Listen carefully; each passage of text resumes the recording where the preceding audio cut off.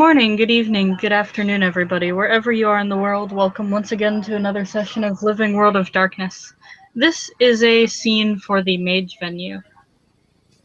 This one begins with things a little bit mixed up, whereas for once we don't have the Hermetic Edwin being the one tapping into someone's mind and asking permission, but rather he feels a gentle knock against the shields guarding his mind from the outside world.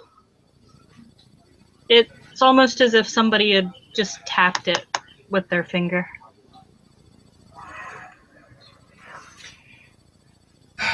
Expectations, of course, are met. With a sound that would take somebody a great deal of energy to do, this person comes rapping on the door of the mind shields of Edwin Abenian made it look like child's play. He understood the visitor and welcomed the visitor with a happy thought.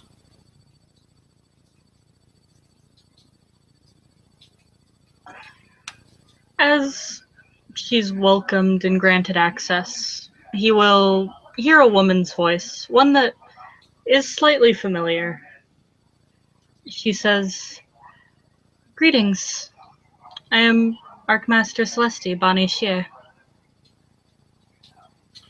Hail and well met, Archmaster.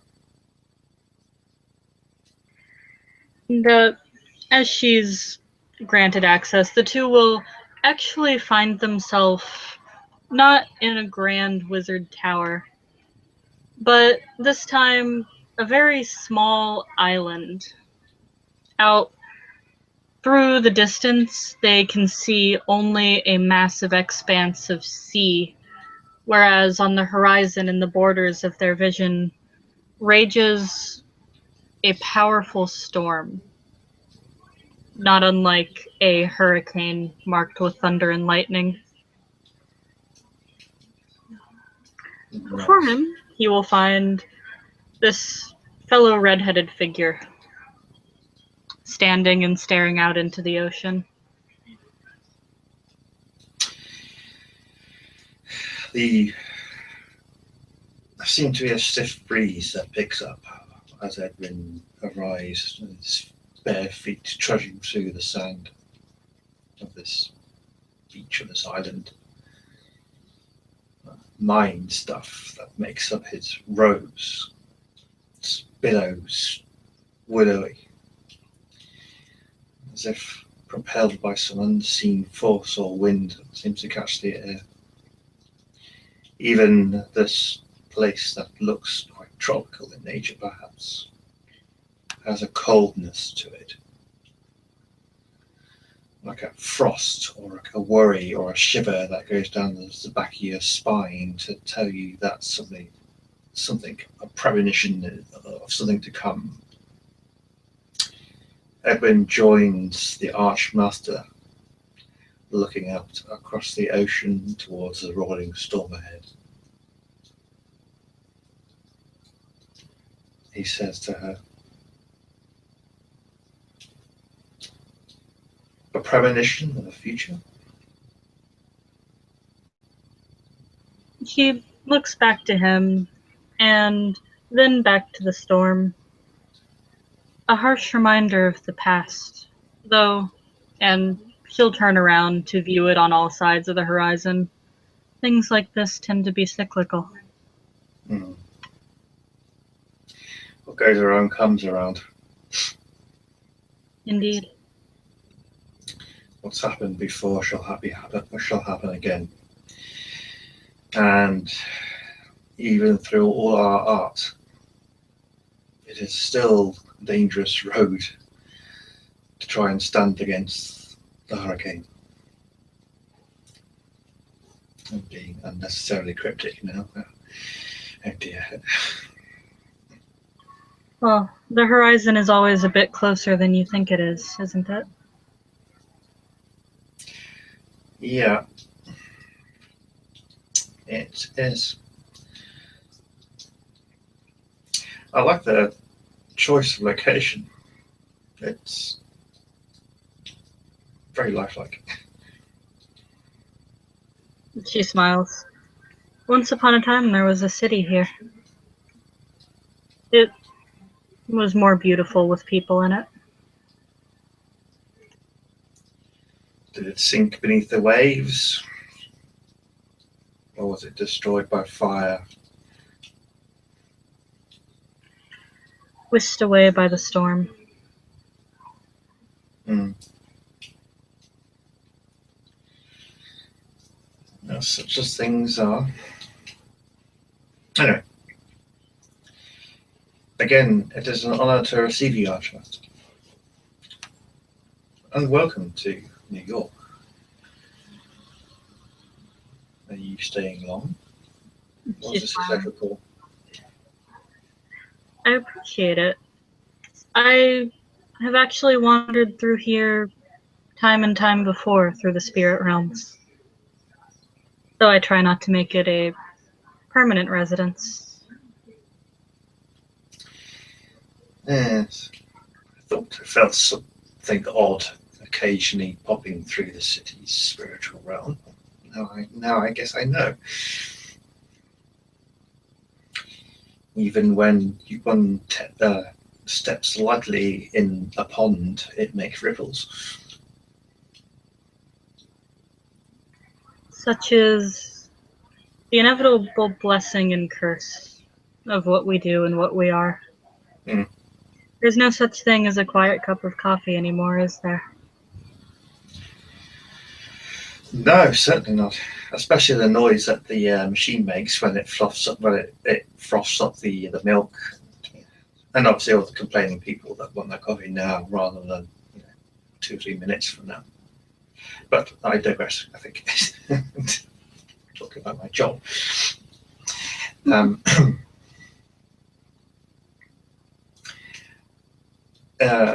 Is there something that's specific that's had you come knocking on my door? Indeed, it has come to my attention that I've not checked on the Hermetic School of New York City in quite some time. How's it going? Well, there are more hermetics here now than have been for some time. The Hermetic Order is stronger because of it.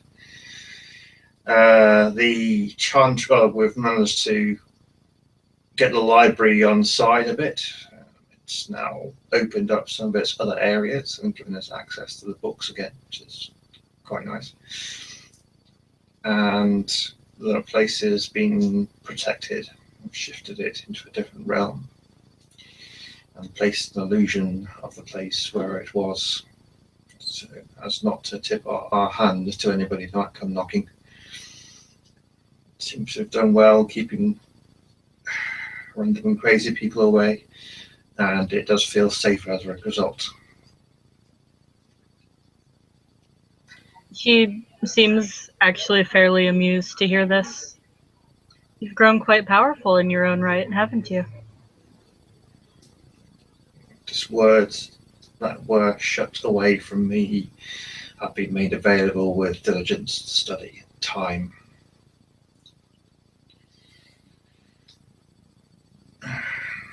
Even the most tone deaf can appreciate music, I guess.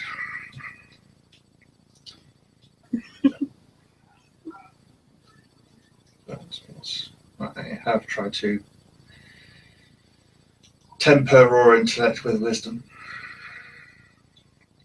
And with that comes a form of power, I guess. At times it'll feel like there's not enough wisdom in the world to be able to guide stand so powerful. Mm. On a less cryptic note, that would be the reason why I came to visit. Oh, go on. I've heard murmurings through the lines that I keep keeping track of those that I've come in contact with. Mhm. The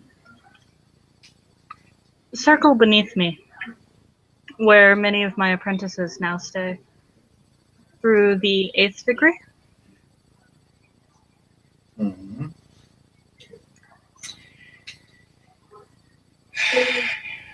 I have a feeling I know where this conversational arc is going. But sorry, I have no time master. It's no managerial position, but you've been considered for a promotion. I see. You sound less enthused. Well, it's been many years since I've operated here. Than the people that I've taken care of for assigning me the title of master and work regardless of whether I like it or not. And according to the dictates of Hermes, I'm only in a debt, until recently anyway. But I tended to want to keep my success, should we say, in the arts on the down low, so I shouldn't be considered for promotion. I seem to have failed. Why ever would you want to do that? Well, great power comes great responsibility, as they say. I prefer to be considered as a reasonably competent person than somebody elevated to positions of masterdom that should therefore now have control or say in policy. I tend to shy away from that body politic. He finds most of this amusing. He seems to generally smile at a lot of the comments of his words. I wouldn't consider it politics so much as she sort of pauses. You might get the slight feeling she's just trying to convince you. Mm-hmm. So much as recognition of your achievements.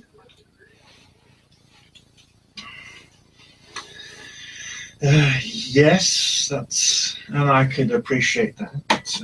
But both recognition becomes invitations to social events, board meetings, and study groups, and people requesting my opinion on things, and apprentices coming far and wide. Surely an archmage must, your impeccable pedigree, have had to turn away a few overzealous students. I've had many more apprentices than I'd ever considered possible. But you may find it rewarding. After all, when you slip into my shoes, then you can find some other bright-eyed apprentice and paw off all of your work onto them. She smiles. I see. I am one of the four legs of the table, then, I guess. Well, who am I to refuse that? If I am a beseechment upon an archmaster, no less.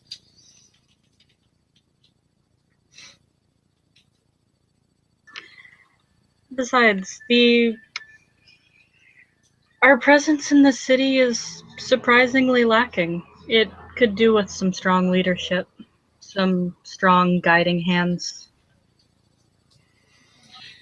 I've always seemed to think that it's done quite well growing organically, without direct interference from the order at all.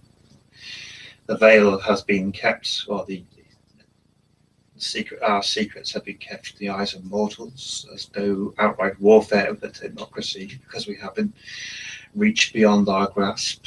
The diplomacy between us and the other supernatural beings seem to be relatively cordial. It's nice to keep that, I guess. And I have the ear of certain higher ups in certain supernatural groups that can quietly get things dealt with without having to make a big political issue out of it. Besides, the city seems to be filled with orphans and I call it again the words. What do they refer to themselves as? Hollowers, hollow ones. Well, that just means there's significantly more potential recruits, doesn't it? Even in I guess.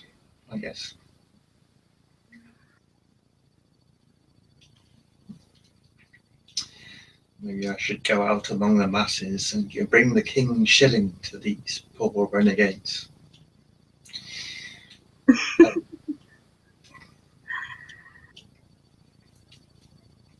In fact, to add to his humour, he scoops something out of the sand beneath his toes, and it happens to be a shilling, which he then holds in the palm of his hand and rolls it around.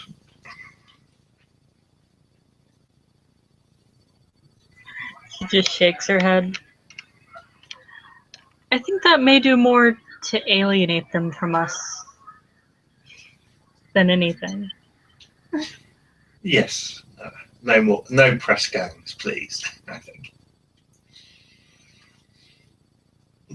But I guess I could do something that casts us in a more positive light, rather than a full-blown parade and anthem and flags wearing the Star-Spangled Banner, saying how amazingly good the Hermetics are. I was thinking more along the lines of beginning to build a council. Yes, we looked into that a while ago. The larger population didn't seem to be particularly interested, and the traditions were on board, but they're few and far between. Never got enough people together to make any force. So we come up with compromises, a crisis group, an alliance between the respective chantries to assist each other, and the Mind Net, which is something that I think is slowly growing upon our mages living in the city. They seem to be enjoying its use. And well, they know who brought it into being and who looks after and maintained it. She nods. He seems fairly pleased with this.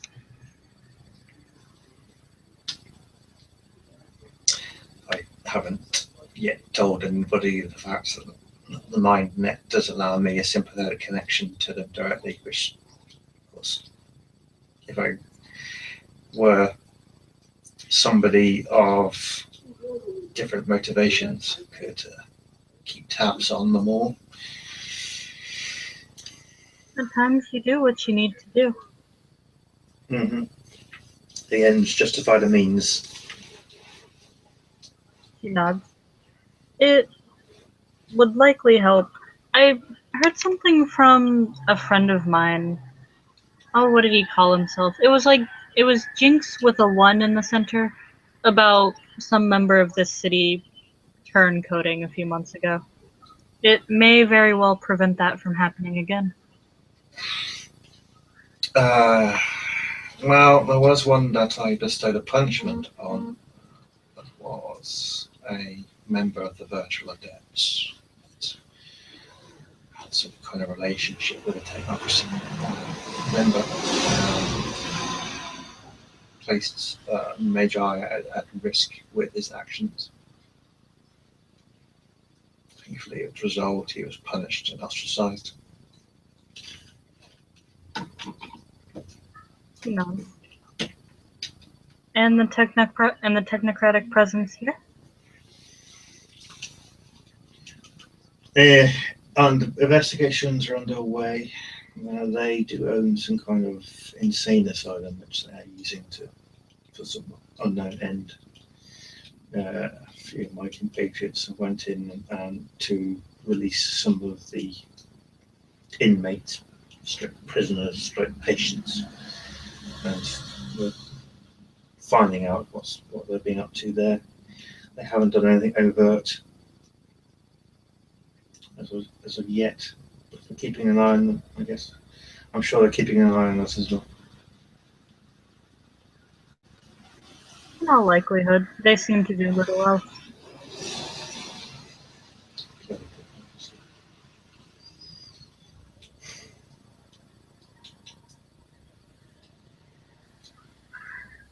So, as for the position, Mhm. she looks around. Already being deacon of the Hermetic College covers most of the responsibilities. Yeah, I know. At this point, really all you're getting is the title of master, perhaps a few favors performed for me. I see. I think my earlier statement holds water. Who am I to refuse a request from an archmage of such pedigree? Wonderful. That's exactly what I was hoping to hear. Hmm. She grins. You kind of get the feeling she probably would have kept asking until you answered the way she wanted you to. Yes, I am. Somehow my mind would have changed over the course of her asking me multiple times. So, I'd be more than happy to put in the announcement if you do me a favor and get us a landscape of the city. Who occupies what areas, what traditions, what she kind of like makes quotation marks with her fingers, crafts. Hmm. Technocrats are enemies. If That. Go ahead. Sorry. if you can find a way to get us an idea on their activities, we may be able to work on removing them before they can build any real influence. I understand. Well, if I may, Archmage, Archmaster, he holds the hand up, the palm up where the shilling was placed, places it in between his index and his middle finger, and flings it as he would a stepping stones. And let's see it bounce on its way 1, 2, 3, 4, 5 times, and then sinks beneath the water. There's a roaring sound, and splashes come up. Big foam of white that seems to stretch far and wide in a circular shape. And out of this comes like a form of water. And it sort of trickles down and it makes it look like almost like liquid glass. As the states of New York and the buildings rise out of the sea, things fly overhead like little birds and helicopters and planes, which all seem to be like wisps of smoke or water vapor as this form of the island of New York State appears. Its light shines down from this some source in the sky, and there are certain areas that seem to glow a gold. You can see almost as a reflection of light, colors appearing in certain areas where the areas in Manhattan are covered by the Hermetics and the Diogenes Club are marked clearly. Other chantries similarly pop up with images of the heraldry of the traditions or the hollow ones appear to sort of indicate where they are. A large area around Central Park is red with claw marks upon them, indicating the strength of the werewolves. And all the memories that Edwin has had of being told of the activities of the technocracy, the locations of the asylum, and all the collected data all pour into this map through forms of light and smoke.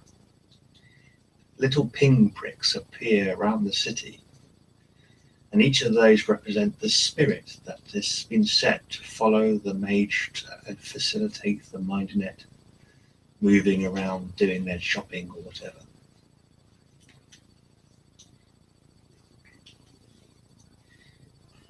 She observes as all of this begins to rise up out of the water.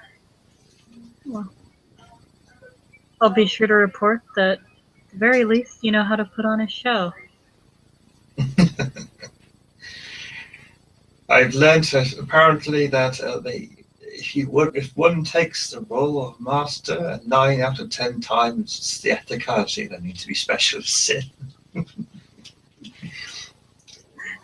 I won't say that's incorrect. With a flick of his hand and a word, the water shape freezes. Light appears again to sweep over it, and it gets almost swept up in this golden ray. And then, as if this light appears to boil away the sea in areas as it comes traveling towards the two of them, it forms into a scroll. It lands in Edwin's hands, which he then peers and looks at it satisfactorily. This, he hands over to the Archmage, is the map of New York City with those markings placed in paper, or the smack-arm of paper, because they are in their minds. And it's a memory that she can take with her. She'll reach out and take the scroll, and she puts it in the bag that is currently hanging off of her hip. Much appreciated. I'll be informing my apprentices of your acceptance, and I'll get back to you on it soon. It is and always shall be an honor to receive you. Sorry, what was that? It was and always shall be an honor to meet you, Archmaster. It was an honor to meet you too. I expect a steady and continued growth. Erin bows slightly. She'll return the gesture. Unless there was anything you needed from me, I'd be more than happy to send you back on your way. I believe that direction was one of the things that I would have desired to speak to you about, but now I have my marching orders. Things have become a lot more clear. Excellent. Now, I guess I must take my leave of you. I'll see you shortly, Master Edwin.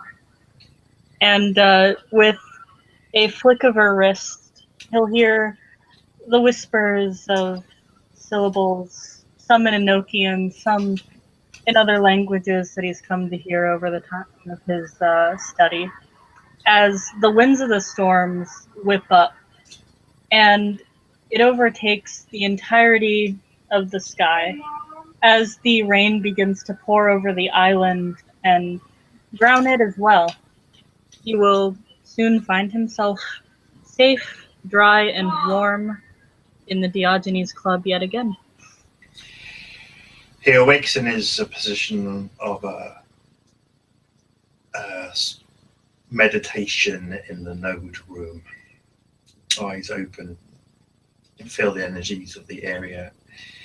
His mind was, until recently, wandering and dealing with other things. There's only one or two words that he utters before our scene ends.